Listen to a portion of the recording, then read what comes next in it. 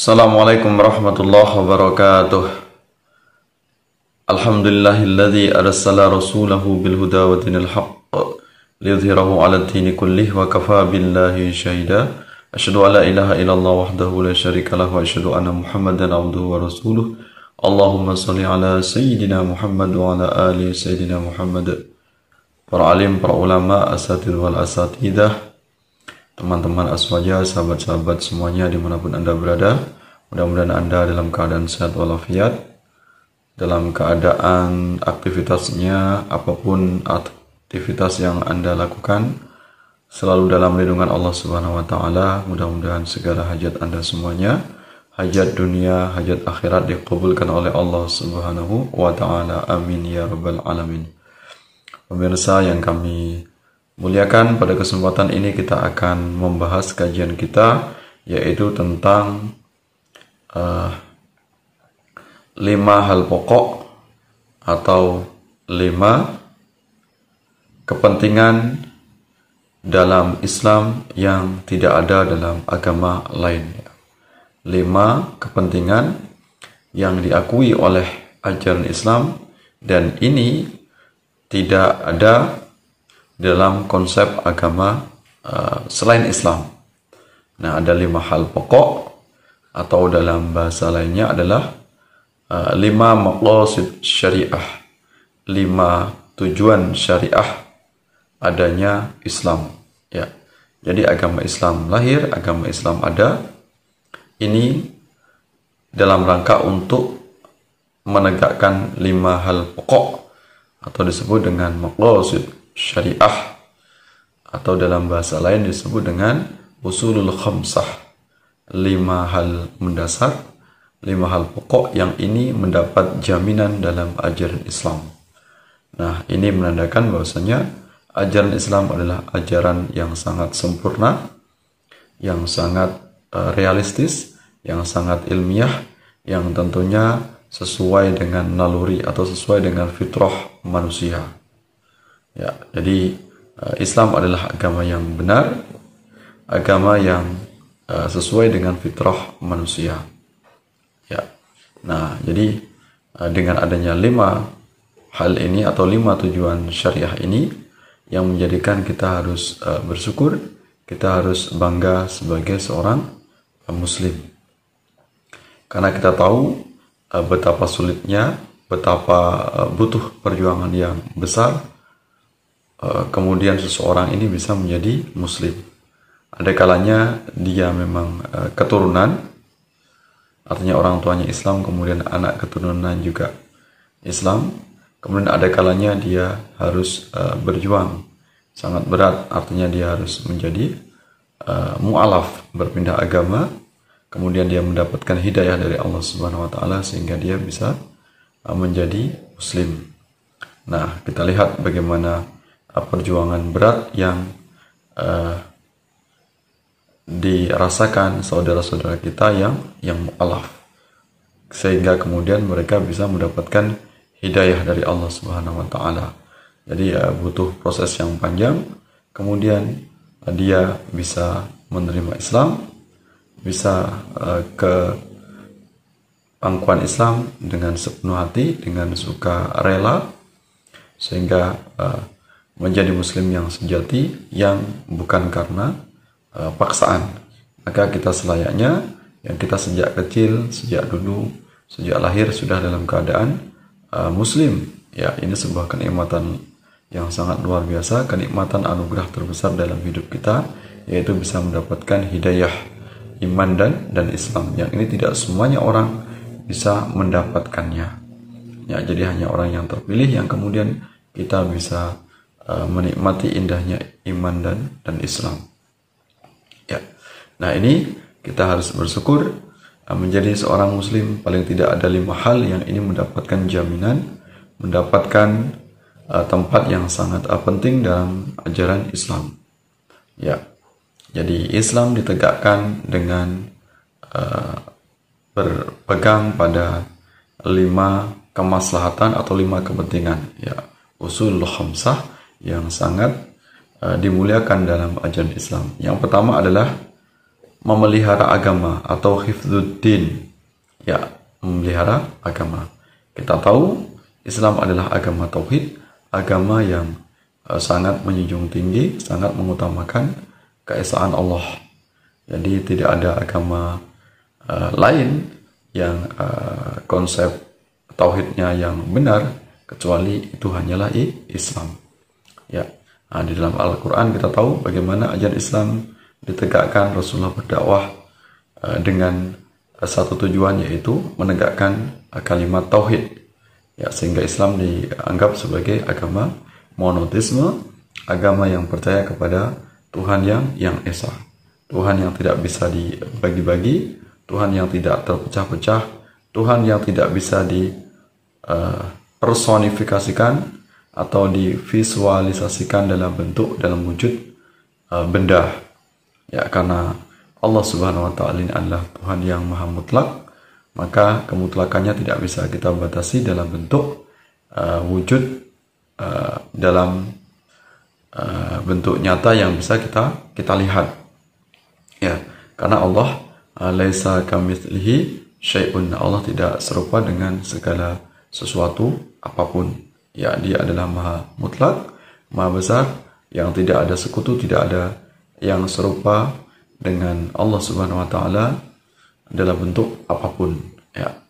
Nah, ini maka kita selayaknya sebagai muslim, ya, bertakwa kepada Allah sampai kita nanti mati dalam keadaan membawa iman, membawa Islam sepanjang hidup kita, tidak akan beralih kepada agama selain Islam. Ya, insya Allah kita hidup dan mati dalam keadaan muslim.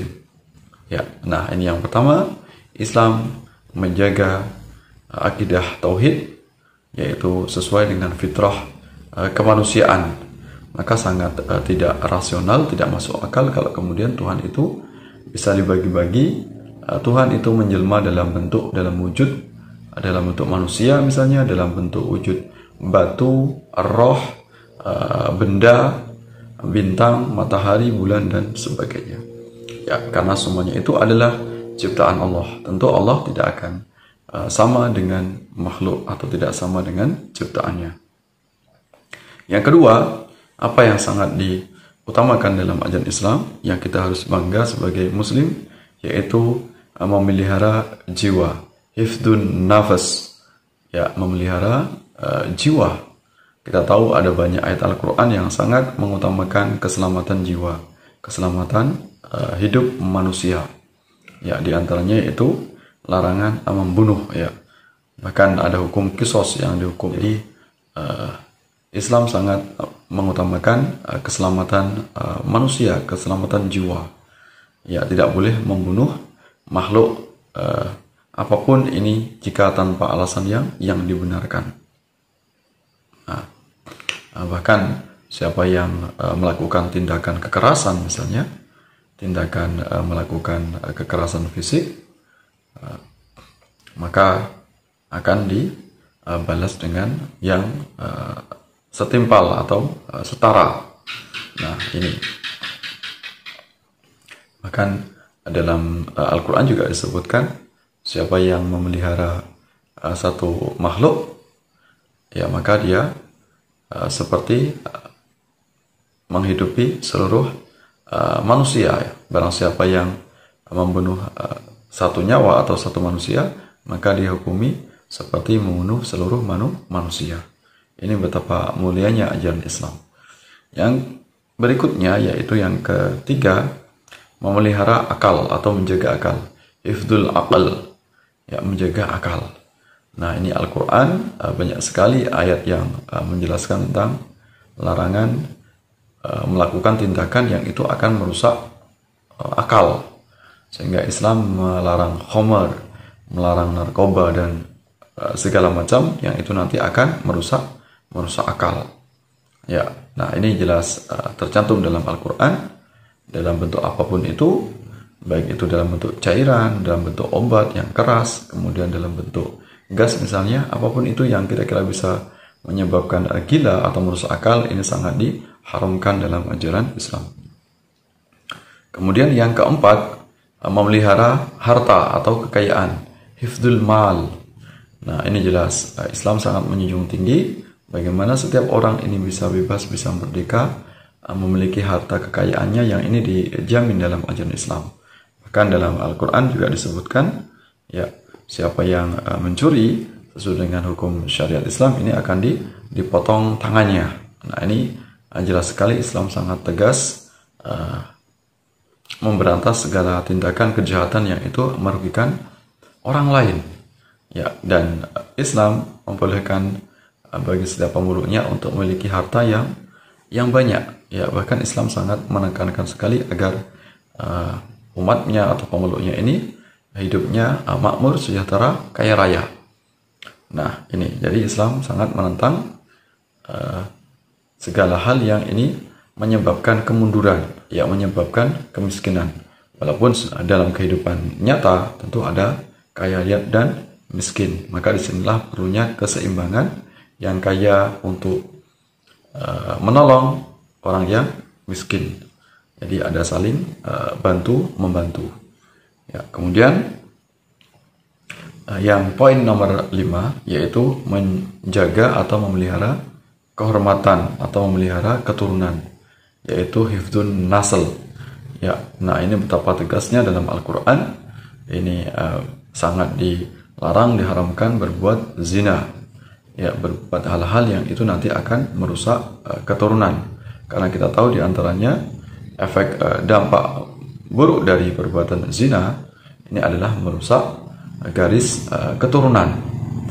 Nah, ini jadi segala hal yang itu menyebabkan kemaksiatan, menyebabkan pergaulan bebas, misalnya pornografi yang nanti akan berdampak pada perbuatan zina, ini sangat dilarang, sangat diharamkan dalam ajaran Islam. Nah, itu tadi 5 hal pokok yang sangat diutamakan, sangat dijaga di dalam ajaran Islam. Maka 5 hal inilah yang menyebabkan kita bisa nyaman, bisa bahagia, bisa tentram hidup kita, karena 5 hal ini sangat diutamakan dalam ajaran Islam. Yang pertama adalah memelihara agama atau hifdzuddin, yang kedua adalah memelihara jiwa atau hifdzun nafas, yang ketiga memelihara akal atau hifdzul aql, kemudian keempat memelihara harta atau kekayaan atau kepemilikan atau properti, hifdzul mal, kemudian yang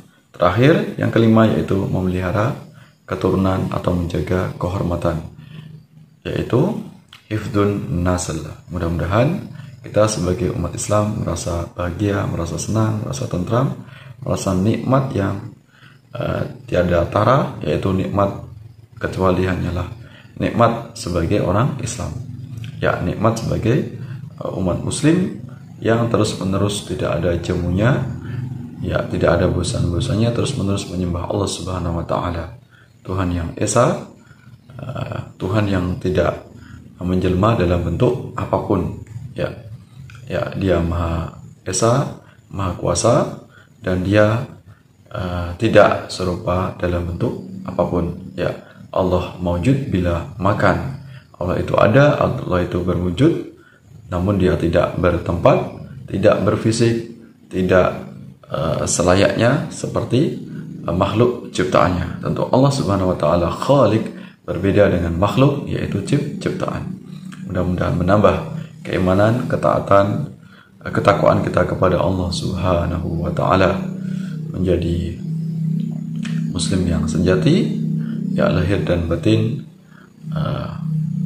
mendapatkan rahmat dari Allah Subhanahu wa taala. Tentunya kita juga, harapan kita akan mendapatkan syafaat, pertolongan dari baginda Rasulullah Muhammad sallallahu alaihi wasallam.